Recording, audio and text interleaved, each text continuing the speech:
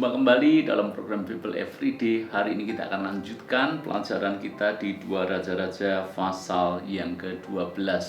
Kemarin kita belajar tentang bagaimana Yoas diselamatkan dari tangan Atalnya. Diselamatkan oleh 2 orang, Yoseba dan Imam Yoyada. Makanya Yoas termasuk salah satu raja termuda yang pernah memerintah di kerajaan Yehuda. Dia memerintah pada usia 7 tahun. Usia 7 tahun sangat-sangat muda untuk menjadi seorang raja. Tapi itulah yang terjadi kepada Yoas. Alkitab catat seperti ini. Dalam tahun ke-7 zaman Yehu, Yoas menjadi raja dan 40 tahun lamanya ia memerintah di Yerusalem. Nama ibunya ialah Sibya dari Beersheba. Dia memerintah 40 tahun. Jadi saudara, 40 tahun memerintah sebagai raja itu adalah rentang waktu yang cukup panjang. Dengan kata lain, Yoas termasuk raja Yehuda yang sangat berhasil. Dia bisa mengamankan kedudukannya sebagai raja, tapi ukurannya tidak itu. Kalau dia sampai bisa memerintah selama 40 tahun, berarti kondisi politik di negaranya, keamanan, kedamaian, kesejahteraan itu juga terjaga dengan baik. Jadi bisa dikatakan bahwa Yoas adalah contoh raja yang sangat berhasil karena dia memerintah satu generasi, yaitu 40 tahun. Hebat. Tetapi saudara, kalau Anda baca di pasal yang ke-12, khususnya ayat yang ke-17, ini menunjukkan bahwa ternyata Yoas pun punya sisi kelemahan. Yuk kita baca. Pada waktu itu majulah Hazael raja Aram, diperanginya lah Gad dan direbutnya. Kemudian Hazael berniat menyerang Yerusalem.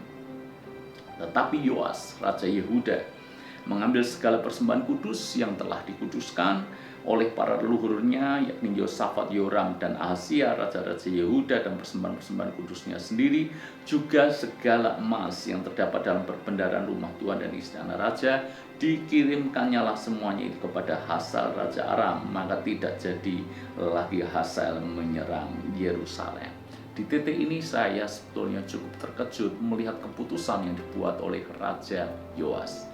Awalnya Yoas memimpin dengan sangat bagus sekalipun dia muda, terbukti kerajaannya aman. Tetapi ketika Raja Hazael, yaitu Raja Aram, dia sudah memerangi Gad dan merebutnya, dan kemudian Raja Aram ini berniat untuk menyerang Yerusalem, maka inilah yang menjadi sikap Yoas, respon Yoas melihat hal itu.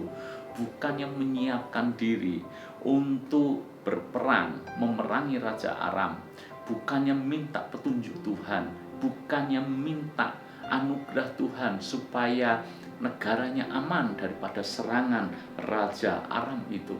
Tetapi inilah yang dilakukan Yoas. Yoas justru mengambil segala persembahan kudus, bahkan mengambil dalam jumlah yang besar, baik di rumah Tuhan, baik dari perbendaharaannya sendiri, semuanya diserahkan kepada Raja Aram sebagai upeti, sebagai tanda damai supaya Raja Aram tidak menyerang dia. Dan memang Raja Aram tidak menyerang dia, tetapi apa yang dilakukan Raja Yoas ini menunjukkan bahwa sesungguhnya imannya tidak bergantung kepada Tuhan. Kalau Tuhan bisa menyelamatkan dia dari tangan Atalnya, kalau Tuhan bisa mempromosikan dia menjadi Raja Israel bahkan ketika usianya baru 7 tahun, bukankah Tuhan yang sama bisa menolongnya dari serangan Raja Aram? Tapi Yoas seolah-olah melupakan semua perbuatan besar yang Tuhan kerjakan dalam hidupnya dan memilih untuk kompromi dengan Raja Aram. Dia memberikan upeti. Upeti itu tanda takluk. Jadi memberi upeti itu tanda bahwa dia takluk kepada Raja Aram. Sungguh mengejutkan. Kenapa ini bisa terjadi? Ini pertanyaan penting. Kalau kita kembali di ayat yang kedua, ini bisa menjadi jawaban kenapa Yoas melakukan hal sebodoh itu. Ayat yang kedua, Yoas melakukan apa yang benar di mata Tuhan seumur hidupnya. Bagus sampai ini, tapi coba baca selanjutnya. selama Imam Yoyada mengajar dia. Dengan kata lain, Yoas melakukan apa yang benar itu hanya ketika selama Imam Yoyada mengajar dia, mendampingi dia, menjadi mentornya, menjadi penasehatnya. Begitu Imam Yoyada mati, Raja Yoas seolah-olah kehilangan pegangan, seolah-olah Yoas tidak bisa mandiri karena ditinggalkan mentornya itu. Bodohlah keputusan yang dia buat, kacaulah keputusan-keputusan yang dia lakukan itu. Saya teringat tentang satu kisah yang sangat populer, legenda tinju Mike Tyson. Anda kalau mengikuti sejarah daripada Mike Tyson, seorang anak muda jalanan, tapi kemudian diambil oleh seorang pelatih tinju yang namanya Cus D'Amato. Dan pelatih ini melatih Tyson dengan sedemikian hebat, dengan disiplin, dengan sangat bagus. Maka Tyson pun akhirnya menjadi petinju muda, termasuk petinju legenda, karena dia memiliki kekasan, dia memiliki kehebatan ketika berada di ring tinju, menjadi juara dunia sejati di usia yang sangat muda. Seolah-olah pada waktu itu tidak akan pernah ada petinju lain yang bisa mengalahkan Mike Tyson. Tetapi ketika pelatihnya, mentornya, Cus D'Amato ini mati atau meninggal, maka Tyson seolah-olah kehilangan pegangan. Dia tidak lagi disiplin, dan kemudian dia malah terjerat dengan banyak kasus yang membuat dia kalah oleh petinju yang bahkan tidak diunggulkan sama sekali karena namanya tidak terdengar. Dan kemudian dari situ rentetan peristiwa mengejutkan terjadi dalam kehidupan Tyson. Dia bahkan pernah dipenjara dan seterusnya. Kenapa? Kehilangan mentor. Hal yang sama juga dialami oleh Yoas. Ini menunjukkan kepada kita bahwa penting sekali kita memiliki mentor. Penting sekali kita memiliki orang-orang yang bisa kita andalkan untuk kita mintai pertimbangan.